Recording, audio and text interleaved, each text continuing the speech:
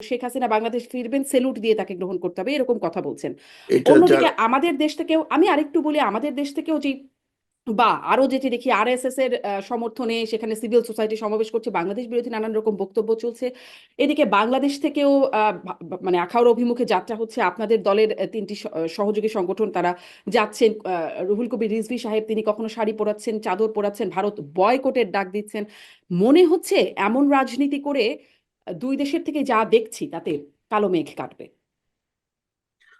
আপনাকে বলছি যে ভারত যে সরকারের ভাষ্যটা আমরা ধরবো, ভারতের যারা সরকার তারা কিন্তু শেখ হাসিনাকে বলেই দিয়েছেন যে উনি সাবেক প্রধানমন্ত্রী, এটা স্পষ্টই বলে দিয়েছেন। একদম। এবং উনি ওনাকে বলেছেন আমাদের অযাচিত মেহমান, তাই না? এই কথাটা কিন্তু ভারত স্পষ্টভাবে বলেছেন। এবং কালকের যে আলোচনায় কিন্তু ভারতের পররাষ্ট্র সচিব এই ব্যাপারগুলোকে অত্যন্ত ক্লিয়ার করেছে।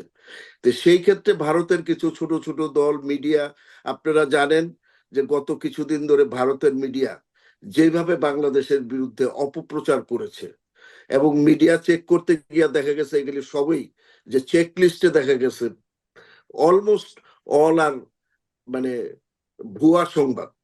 এই ভুয়া সংবাদ নিয়ে যারা যারা করতে চায়, এবং আমরা আহ্বান জানিয়েছি ভারতীয় কর্তৃপক্ষকে যাতে এই ভুয়া সংবাদ না হয়। কারণ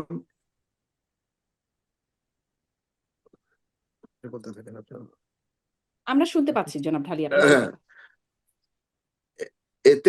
এতে করে দুই দেশের উত্তেজনা বাড়ে, দুই দেশের সম্পর্কের অবনতি হয়। এই ধরনের আমরা ভারতকেই বড় দেশ হিসাবে এই উদ্যোগ প্রথম নিতে হবে। আর আমাদের দিক থেকে বিএনপি একটি দেশপ্রেমিক জাতীয়তাবাদী রাজনৈতিক দল। যখন ভারতের ভারতের বোম্বে, কলকাতা এবং ত্রিপুরায় বাংলাদেশের মিশনে আক্রমণ হয়, এবং সবচেয়ে দুর্ভাগ্য যে ভারত বাংলাদেশের স্বাধীনতা যুদ্ধে আমাদেরকে সাহায্য সহযোগিতা করেছে সেইখানে বাংলাদেশের পতাকাকে পোড়ানো হয়েছে। তো সেই ক্ষেত্রে একটি দেশপ্রেমিক রাজনৈতিক দল হিসেবে বিএনপি কি, আপনাকেই প্রশ্ন করি, বিএনপি কি চুপ করে থাকতে পারে?